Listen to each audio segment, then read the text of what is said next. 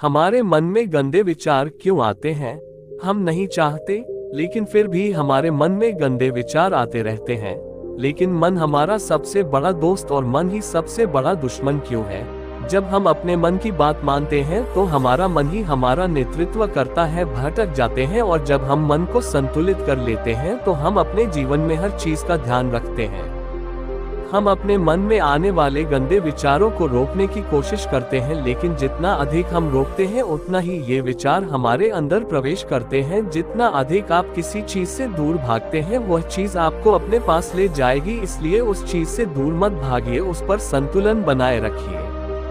एक बार एक युवक गौतम बुद्ध के पास आया और गौतम बुद्ध से बोला कि ही बुद्ध, मेरे मन में इतने गंदे विचार क्यों आते हैं? मैं नहीं चाहता कि मेरे मन में गंदे विचार आए, पर मेरे मन में हमेशा काम वासना के विचार चलते रहते हैं और मैं इनके के बारे में सोच कर बहुत परेशान हूँ। मेरी ऊर्जा और समय ये सब सोचने में ही नष्ट हो जाता है और इन सब के विचारों की वजह से मैं कभी भी शांत नहीं रह पाता और मैं हमेशा ही स्त्रियों को देखकर मोहित हो जाता हूँ, अपने आप को रोक ही नहीं पाता। बुद्ध मुस्कुराए और उन्होंने उससे युवक से पूछा, क्या तुम्हें पता है ये कामवासना होती क्या है? फिर लड़के ने उत्तर दिया और कहा, बुद्ध, मैं ये तो नहीं जानता कि कामवासना होती क्या है, पर हाँ, ये जो भी है बहुत बुरी चीज है। फिर बुद्ध ने उससे युवक से कहा कि सबसे पहले तो तुम ये समझना है कि प्राकृतिक रूप से जो भी चीज हमारे अंदर है वह बुरी नहीं है।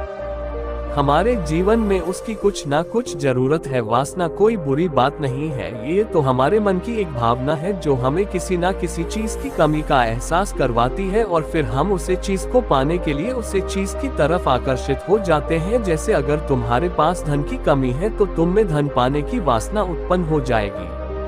तो वासना कुछ और नहीं, बस एक प्रकार की कमी है जो कि एक प्रकार की जरूरत का एहसास है, और जब ये जरूरत शारीरिक हो तो हम इसे कामवासना कह देते हैं। युवक ने गौतम बुद्ध को कहा कि बुद्ध, मुझे कामवासना का मतलब तो समझ में आ गया, पर आप मुझे ये बताइए कि यह आती कहाँ से है और कैसे आती है?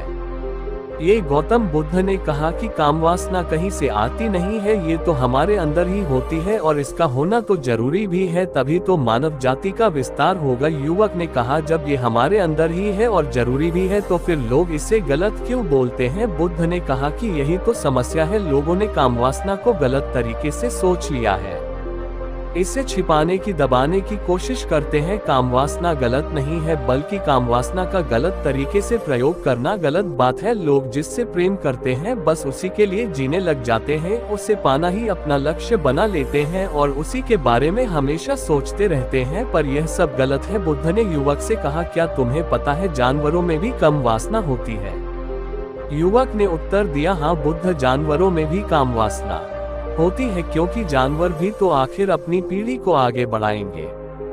बुद्ध ने कहा, तो फिर हम जानवरों की कामवासना को गलत क्यों नहीं कहते? युवक ने कहा, मुझे नहीं पता महात्मा, आप ही मुझे बताए। गौतम बुद्ध कहा कि जानवर अपनी कामवासना का प्रयोग आनंद प्राप्ति के लिए नहीं करते, नहीं, वह तो सिर्फ संतान उत्पन्न करने के लिए कामवासना का उपयोग करते हैं। जानवरों को प्रकृति ने इतनी समझ नहीं दी कि वह कामवासना को अपने सुख का आधार बना सके, जबकि मनुष्य अपनी समझ के बलबूते पर प्रकृति में पाई जाने वाली प्रत्येक वस्तु को अपने सुख के लिए अपने प्रयोग करता है। हम इंसानों ने ही कामवासना को अपने सुख का साधन बना लिया है, जबकि प्रकृति ने तो हमें अपने वंश को आगे बढ़ाने के लिए दिया था, लेकिन इंसानों ने इसे अपने जीवन का परम लक्ष्य बना रखा है और इस तरह से कामवासना का बेलगाम हो जाना गलत है। युवक ने पूछा, महात्मा जी, ये कम वासना हम पर हावी क्यों होती है, क्यों ये बेलगाम हो जाती है? तब गौतम बुद्ध ने कहा कि सुनो, अब जो मैं तुम्हें बताऊंगा उसे तुम ध्यानपूर्वक सुनना। कामवासना का सारा खेल तुम्हें समझ आ जाएगा, तुम्हें तुम्हारे सारे सवालों का जवाब मिल जाएगा, बस तुम्हें ध्यान से सुनकर समझना है। फिर गौतम बुद्ध युवक को बताना शुरू करते हैं। एक बार की बात है, एक आश्रम में गुरु और उनके शिष्य रहा करते थे, जिससे रोजाना आश्रम के बाहर स्थित गांव में भिक्षा लेने के लिए जाते थे। उसे आश्रम का एक शिष्य जिस गांव में भिक्षा लेने जाता था, उसे रास्ते में एक नदी पद्धति थी जिससे रोज उसी रास्ते से भिक्षा लेने जाता था। एक दिन उससे ने देखा कि एक लड़का पेड़ के पीछे छिपा है। वो उस लड़के के पास गया और उससे जाकर बोला, भाई तुम इस पेड़ के पीछे छिपकर क्या देख रहे हो? लड़के ने कहा, अरे तुझे नहीं दिख रहा क्या कि मैं क्या देख रहा हूँ? तब शिष्य ने नदी की तरफ देखा तो वहाँ पर कुछ लड़कियाँ पानी भर रही थी। शिष्य ने उससे लड़के से कहा, अरे भाई वहाँ पर तो लड़कियाँ पानी भर रही है, इसमें छिपकर देखने वाली क्या बात है? तब वो लड़का शिष्य की तरफ देखकर उससे कहता है, अरे पागल, तुम्हें दिखाई नहीं दे रहा ये परी कैसे नदी से पानी ला रही है? जरा उनकी अदाओं को तो देखो, उनके कोमल शरीर को देखो, उनकी पतली कमर मटके को उठाते समय बल खाती है और उनके बाल उनकी कमर पर कैसे लहरा रहे हैं, मानो सुंदरता बिखरी पड़ी हो। उसने फिर से नदी के किनारे देखा और इस बार वह नदी के किनारे देखता रहा। अब कुछ भी दिखाई नहीं दे रहा था और वह बिल्कुल निडर था।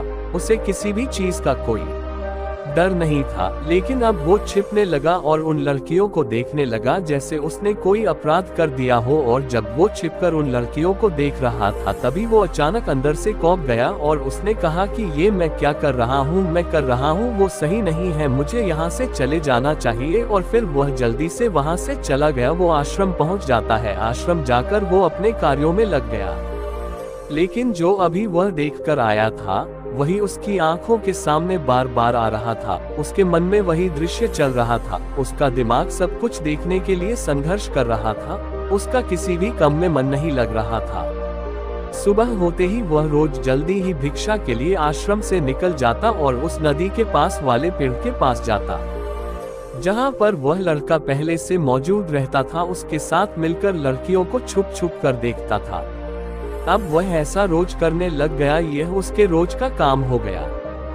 अब उस शिष्य का मन किसी भी काम में नहीं लगता था। वो हमेशा ही किसी ना किसी प्रकार के विचार में उलझा रहता। वो आश्रम के कार्यों को भी ठीक ढंग से नहीं कर पा रहा था। ना वो ठीक से सो पाता था, ना वो ठीक से खाना खा पाता था। उसका मन बेचैन सा रहता था। उसका मन बार बार उन लड़कियों की खूबसूरती देखने को मचलता था।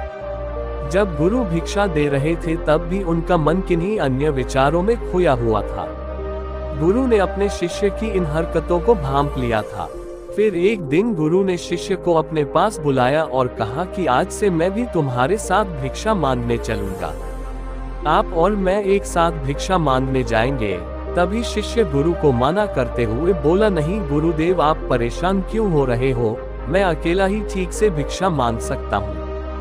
गुरु ने शिष्य से कहा कि ठीक है, तुम अकेले ही भिक्षा मांगने जाओ। जिससे वह तुरंत भिक्षा मांगने निकल पड़ा। सभी लोग उसे देखने के लिए उसके पीछे पीछे चलने लगे। थोड़ी दूर जाने पर गुरु ने देखा कि उनका शिष्य एक अपराधी की तरह एक लड़के के साथ पेड़ के पीछे छिपा हुआ है और छिपकर कुछ देख रहा है। गुरु भी अपने शिष्य के पीछे जाकर खड़े हो गए। उसका शिष्य क्या देख रहा है जिसे देखने के लिए वह एक अपराधी की तरह पेड़ के पीछे छिपा हुआ है? गुरु ने देखा कि उसका शिष्य पेड़ के पीछे छिपकर नदी से पानी ले रही लड़कियों को देख रहा है।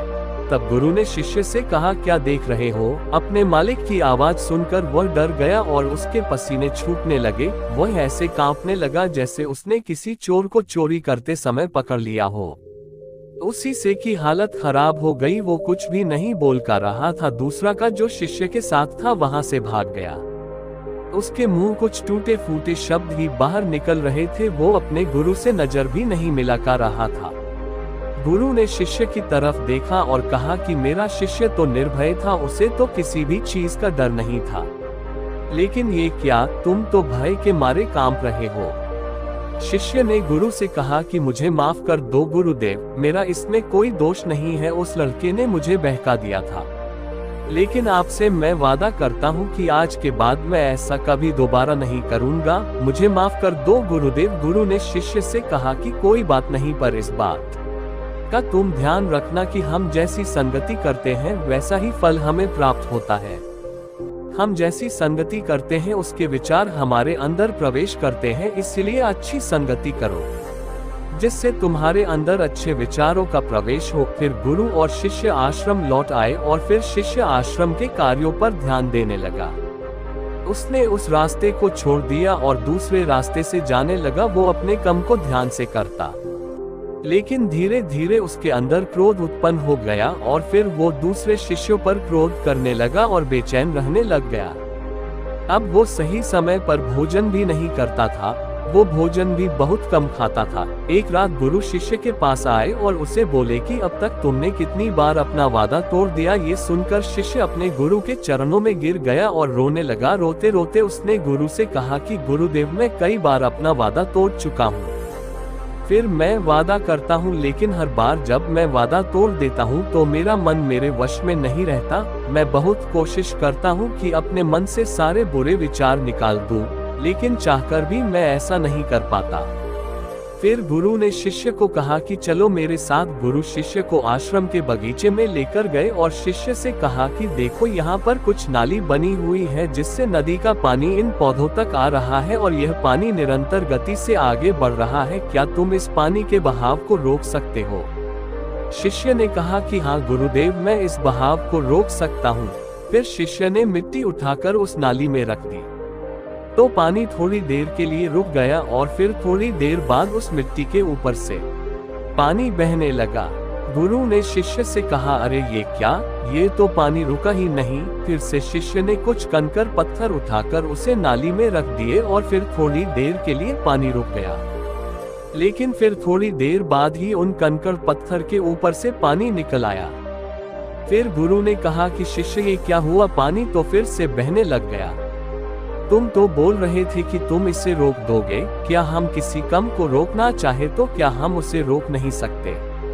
तब शिष्य ने कहा, कोई बात नहीं गुरुदेव, मैं इस पानी को तो आपको रोक के दिखाऊंगा।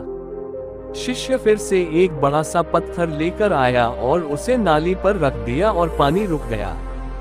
तब गुरु से कहा कि देखा गुरुदेव, मैंने कहा था ना कि पानी को मैं रोक दूंगा। मैंने पानी को रोक दिखाया, आपकी बात मैंने पूरी कर दी।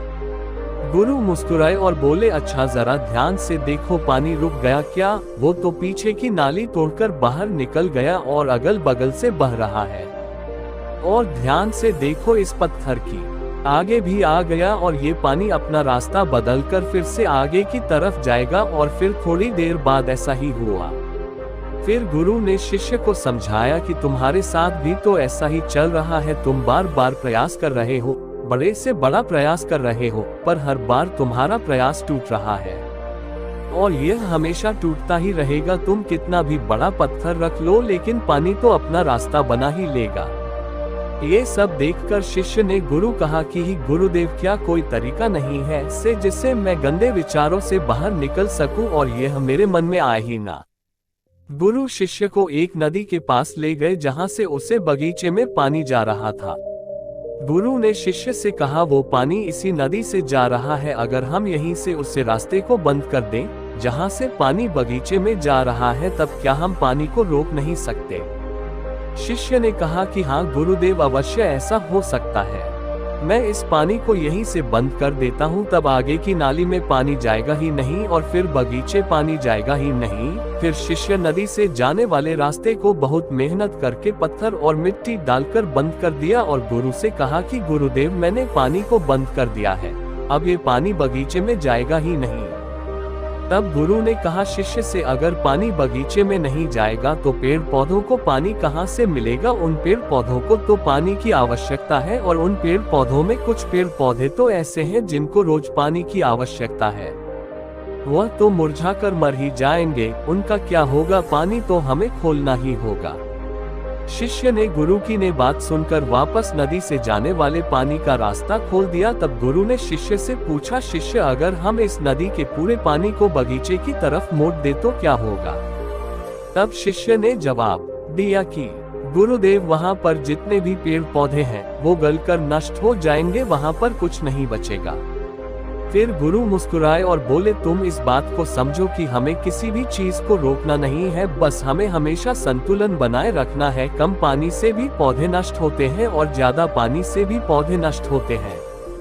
हमारा जीवन संतुलन से ही चलता है। गुरु ने शिष्य से कहा कि अगर मैं तुम्हें कुछ कहूँ कि तुम आम के बारे में मत सोचो, तो तुम्हारे मन में सबसे पहले किसका चित्र आएगा?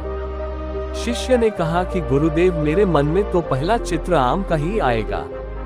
गुरु ने कहा कि जब हम गंदे विचारों को जबरदस्ती रोकने का प्रयास करते हैं तो वह और मजबूती के साथ हमारे अंदर प्रवेश करते हैं, हमारे अंदर उठाते हैं। इसलिए हमें उन्हें कभी भी दबाने की कोशिश नहीं करनी चाहिए।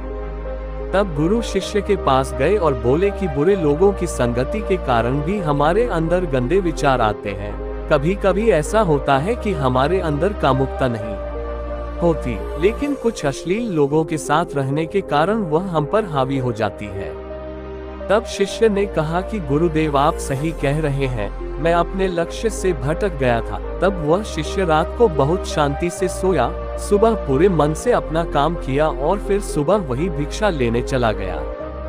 जहां वह लड़का आज भी पेड़ के पीछे छुपकर उन लड़कियों को देख रहा था। वो शिष्य नदी पर गया जहां वह लड़कियां पानी भर रही थी। उसने उन लड़कियों से पानी मांगा। उन लड़कियों में से एक लड़की ने उसे पानी पिलाया और उसे सन्यासी शिष्य के चरण छुए। शिष्य ने उसे आशीर्वाद दिया कि तुम्हारा कल्याण हो। शिष्य का मन सकारात्मक ऊर्जा से भर गया, उसके चेहरे पर मुस्कान आ गई थी, जैसे उसे कोई खोई हुई चीज वापस मिल गई हो। वह अपने रास्ते पर वापस जाने लगा। तभी पीछे से वह लड़का आया जो पेड़ के पीछे छिपा था। वह शिष्य के पास आया और बोला कि क्या बात है, आज तुमने करीब से देखा है, आप तो मुझसे आगे निकल गए। तब शिष्य ने कहा कि हम हमेशा दूसरे के दर्शन करने में ही व्यस्त रहते हैं, अपने दर्शन कर ही नहीं पाते। तुम कब तक इस पेड़ के पीछे छुपाते रहोगे? किसी को पसंद कर लो, उससे बोल दो। अगर वो भी तुम्हें पसंद करती है तो शादी कर लो और उससे पहले तुम कुछ बन जाओ। अपने आप को पहचान लो, ऐसे अपना समय बर्बाद मत करो। फिर वह लड़का रोज उससे मिलने लगा और उसे लड़के ने नदी पर जाना छोड़ दिया। और फिर वो लड़का अपने जीवन में कुछ बनने के लिए संघर्ष करने लगा। तो तुमने देखा संगति का असर क्या होता है। अपनी संगति बदलो, अपने विचार बदलो। बुद्ध ने युवक से पूछा कि क्या तुम्हें तुम्हारे सारे सवालों का जवाब मिल गया? तब युवक ने कहा कि हाँ महात्मा जी, आपका बहुत बहुत धन्यवाद। तब गौतम बुद्ध ने युवक से कहा कि जब तुम्हारे मन में गंदे विचार आए तब आप अपने आप को दोषी मत मानो। ये शरीर है और यह सब हजारों वर्षों से सिखाया गया है। एक केवल तुम्हारे सोच लेने से, शपथ लेने से ये टूटने वाला है नहीं, लेकिन तुम्हारे पास वो शक्ति है, वो ऊर्जा है जिसका तुम्हें संतुलन उपयोग करना है। तुम एक जीवित ऊर्जा हो जो कुछ भी अनुभव करने के लिए स्वतंत्र है, जो निर्माण करने के लिए स्वतंत्र है। इसलिए तुम अपने आप को पहचानो। ये बोलकर गौतम बुद्ध मौन हो गए और वो युवक वहां से चला गया।